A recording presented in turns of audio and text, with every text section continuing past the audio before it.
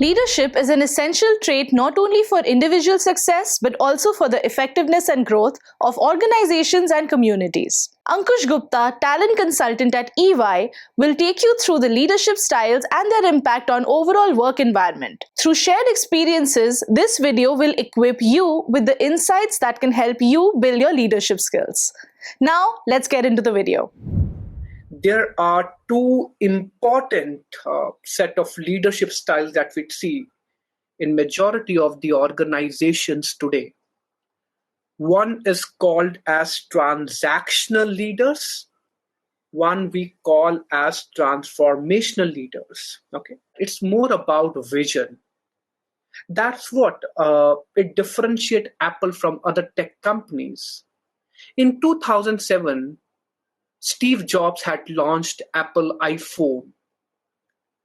But if you people know or don't know, they have already made a future plan for the next 15-20 years, that in which year our iPhone will be launched or the new version will be launched. They were that visionary. In an organization, you have both set of leaders. You have transactional leaders also, and you have transformational leaders also. And both leaders are important. You cannot differentiate and say that, hey, transformational leader is more important or transactional leader is more important. It's not like that. Both are important. You need transactional leaders because, for example, if today you have to work on your day-to-day job, you have to work on the objectives of your company, you need transactional leaders. But yes, there should be less micromanagement, but at the end of the day, they have to focus on those goals. And if you're doing well, those leaders or managers will reward you also. And if you're not working fine, definitely your appraisals will not be that great. But at the same time, we also need transformational leaders. We need transformational leaders because we need to think about future. We should have a vision. A lot of leaders in current scenario, they are saying that by 2025, we want to become a sustainable company. By 2025, we want to become an IT agile company. By 2025, we want to become a cloud-driven company. That means they are setting a vision. But how to achieve that vision? Now let's assume Pankaj is a visionary leader. That means Pankaj is a transformational leader. Okay? Pankaj is a transformational leader. That means he is visionary. So Pankaj is a CEO of a cloud-based IT company. He's a CEO and founder of a cloud-based IT company. And Pankaj has a vision: by 2025, my company will become a $5 billion company. That means Pankaj has a vision that by 2025, I should become a $5 billion company. Okay, so that's a vision of a Pankaj. Now that's very good that Pankaj has a vision in mind that he wants to become a $5 billion company. But how Pankaj is going to achieve that target? Okay, that means Pankaj has a vision. Pankaj has a vision to achieve a $5 billion revenue by 2025. That means Pankaj had decided a KPI for the whole company, a key performance indicator that, hey, this is your number. We have to achieve this target. But now how you are going to achieve this target? You are going to achieve your target with the help of your internal employees, people.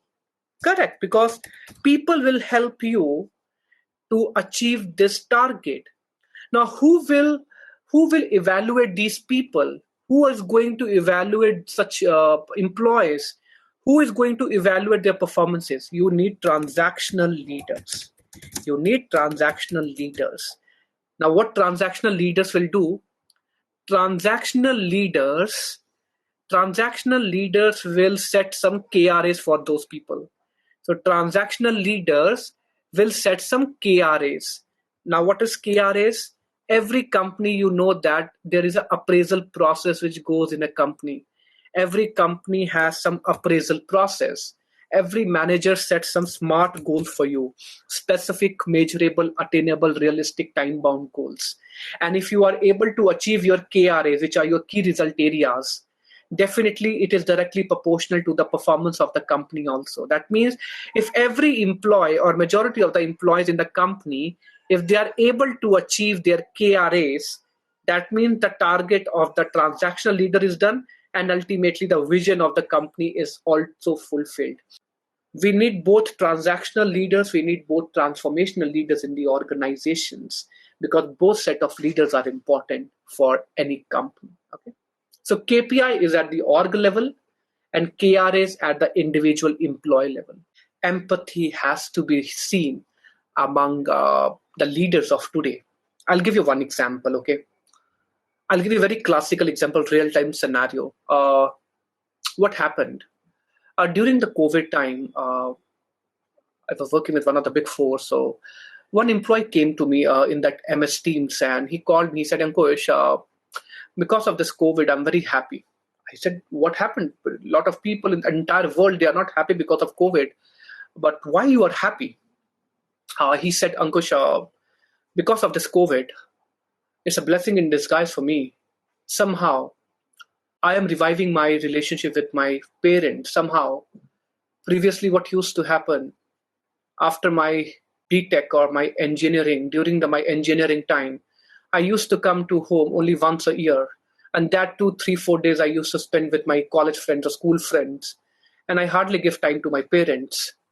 Now, but because of this COVID, Ankush, I am giving so much of time to my parents, and my relationship with my parents have improved a lot.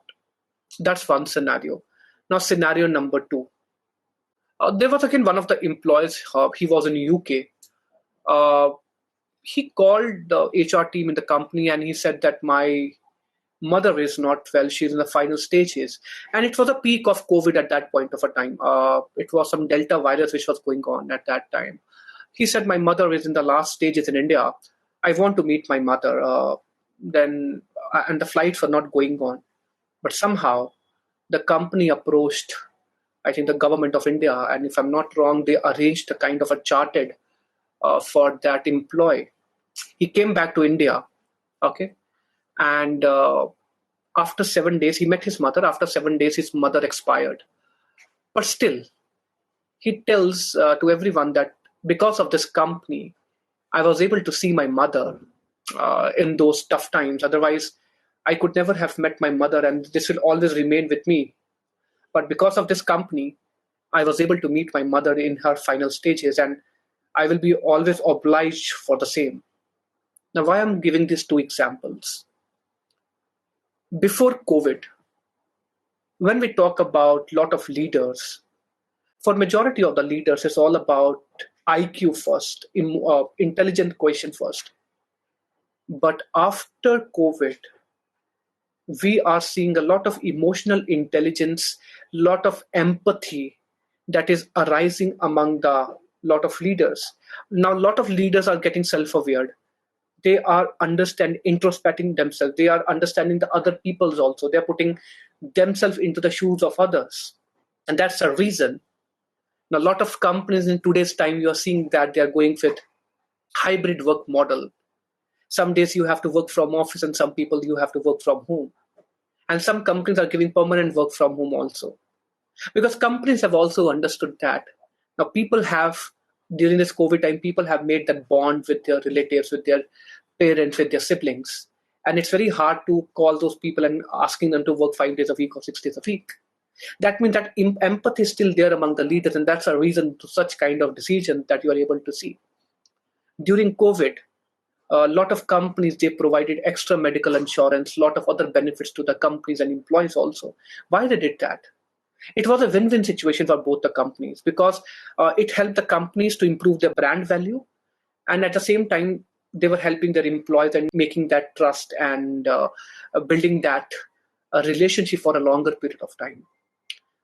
That's the reason in today's time, I think empathy has been seen in a lot of leaders, which is a very important trait, which was missing in majority of the leaders pre-COVID, but post-COVID, that one trait has come.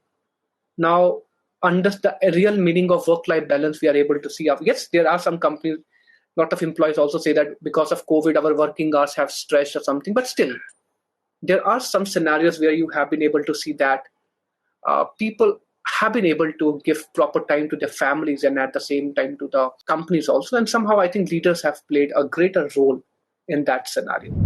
If you have made it to this point in the video, do subscribe for more such content. And click on the link below to check out our courses. We offer an array of programs from top universities in India as well as abroad. All right, now back to the lesson. Now, there are different styles of leadership that we go through. As we talked about the transactional and transformational, but there are some other styles of leadership which are there. And again, a lot of people tell me that this style of leadership is good, that style of leadership is good. It's not like that. I think every leadership style has its own demeanor, has its own charm, and has its own positives and weaknesses.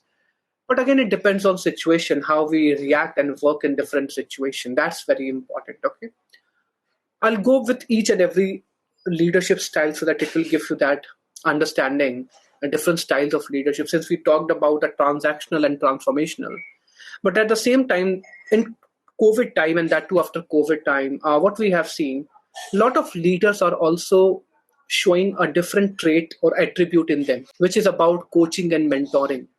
A lot of leaders are giving a lot of coaching to their young people or the young brigade or the millennials of the companies and guiding them about the future path, about their career path and how to make their careers. And that's again a very important attribute that all the leaders cannot show, but there are some leaders, they are showing that style of leadership.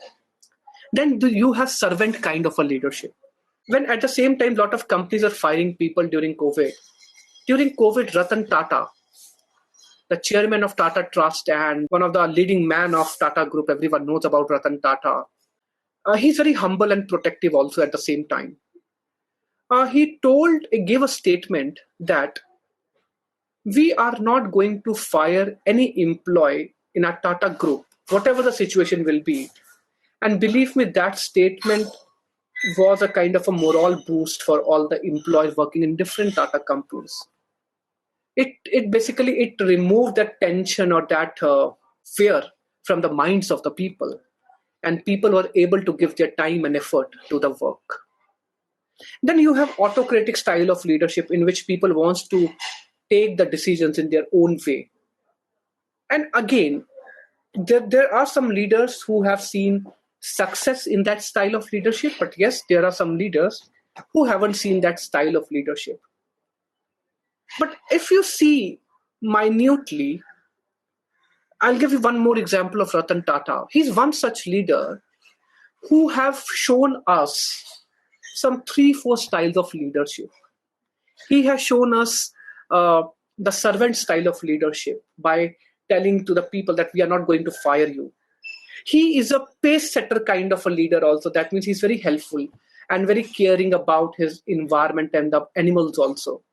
If you have seen his recent statement, he told that there's a lot of monsoons happening in Mumbai. So he told that before you drive a car, always check under your car if any pet animal is there or not. Because during this monsoon's time, all these animals and everything, they take a shelter below your car.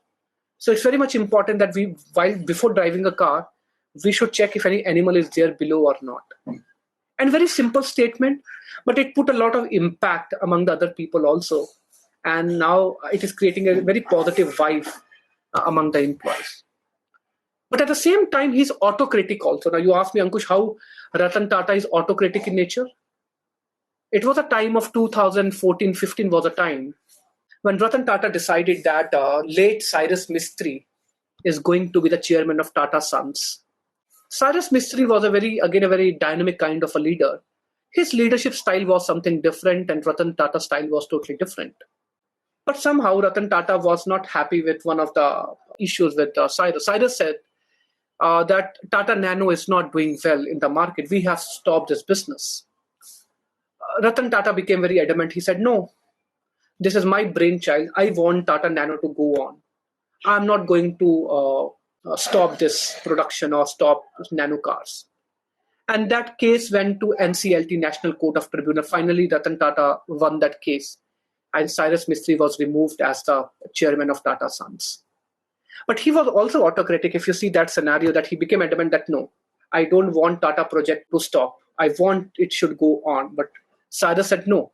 It's a loss-making company, Tata Nano. We have to stop this project. So I think there were clashes in idea. There were clashes in tough situations. There were clashes in other parameters. But it's very much important that a leader can depict different styles of leadership based on different situations. Then you have laissez-faire style of leadership. Again, it's a very important leadership. That means you are not taking the decisions, but you are giving the accountability to your team members to take a decision from their end. Okay. Then you have other set of bureaucratic, democratic style of leadership also. Okay. That means all leadership styles are important. And again, you cannot segregate that this is important or that is important. But this is very much important that we are going to talk about. There is one more interesting style of leadership which has come over a period of time. And that leadership style has been coined by Harvard researchers, okay? And it has become an important case study also in Harvard, okay? So Harvard researchers and Harvard case study says that if a leader showcase both transformational and transactional leader at the same time. For example, Apeksha is there. Apeksha is a transactional leader also telling all the people to work on time and rewarding the people also, tracking their performances and everything. But at the same time, Apeksha is visionary also in nature. Okay, that means Apeksha is telling all her people that, hey, by next 2026, we have to become this much profitable or that much revenue we have to achieve. That means she is both transactional and at the same time, she is showcasing the transformational styles of leadership also. When a leader shows both such styles, that style or that kind of a leader is known as ambidextrous type of leader. So ambidextrous leadership is a style of leadership which shows both transactional and transformational style of leadership. Okay. Now let's assume Varsha is a leader. Okay. And Varsha has a company of some 50 employees. Okay. Now Varsha wants to check and wants to bring a change. But still first, before bringing a change, she wants to check whether my people are happy in my company or not. Let's assume Varsha has a company of 5 employees, for example. And I will just put the employees like this. And now Varsha needs to check whether my people are happy in some of the areas or not. Now what Varsha will do? First, she will identify some pillars of engagement. For example, one pillar is manager. Are you happy with your manager? Second is, are you happy with your salary? Third is, are you happy with the company environment? Okay. Fourth question is your company fulfilling your career aspiration or not? So let's assume there are 4 questions which Varsha has decided. And finally, she wants to check whether people are happy or not happy and how to take a decision. Let's assume 5 being the highest parameter and 1 being the lowest. And let's assume A will say, I'm very happy with my manager. B says, I'm not happy. C says, I'm okay. D says, I'm happy. E says, I'm not happy with my manager. Salary, A is very happy. B is also very happy. C is not at all happy. D is not at all happy. And E is okay with the salary. Company environment, A is not at all happy. B is not happy. C is very happy. D is very happy. And E is okay. Career-wise, A says, yes, company focuses on my careers. B says, no, company doesn't focuses. C is neutral. D is neutral. And E is happy. Now, for example, people give these responses, okay, for particular set of questions. So now once people have given the responses, the next step that I have to do is I will take their averages. I will take their average of all the responses, each question wise that people have given. So it is 3. And for other thing it is like everything comes to 3.2, 3.6, 3.2. Now, overall, Varsha being the CEO, she wants to check overall how my people are. Overall, again, she will put an average. and then she will take the individual averages of all the final things. Okay, that means the overall average is 3.25. Now she will convert this into percentage. When you have to convert this into percentage, 5 is the highest parameter. That's the reason we have divided 3.25 by 5. Now you can see that overall people are only 65% of the people are happy in my company. That means still 35% of the people are not happy. Now if Varsha has to bring a change, she will see individually how the individual percentages are looking like for each and every question. Okay, so what she will do, she will replicate like this, and she will see that. So likewise it will comes to 72% and it will come to 64%. That means she will see that if we exclude the environment which is still decent, the other 3 parameters like manager, salary and career, people are not happy, that much happy. That means if I have to bring a process or any change in the company for my people, these are the 3 areas that I have to focus on. And that's the reason a lot of time you must have seen in the companies, when a leader bring a change, he doesn't bring a change blindly like anything. No. First, he or she will evaluate in which areas our people are doing well, in which areas our people are not doing well. And in the areas which are not well, accordingly, they will take action on that. Blake-Morton grid. Okay. Blake-Morton grid is again a very interesting model, is a kind of a situational management grid for all the leaders, because sometimes there are a lot of scenarios which comes in front of a leader. That's what I said. A leader has to be a situational in nature. He cannot be adamant for one leadership. He has to be situational.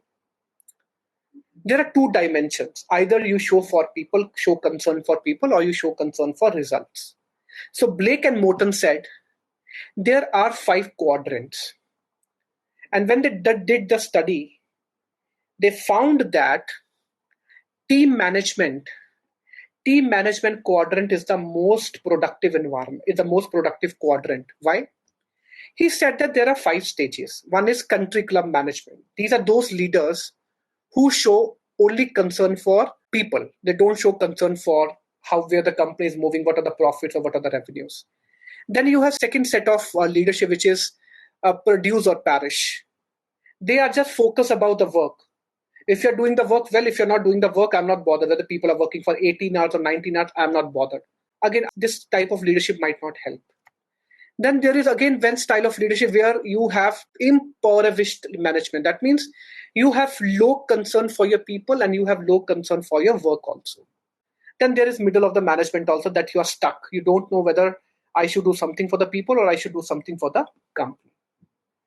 But Blake and Morton, when they did their research, they found that the best style of leadership or the best quadrant as per this is a team management. Because team management always talks about a win-win situation. That means we should have a high concern for our people also, but at the same time, we should have a high concern for our business also.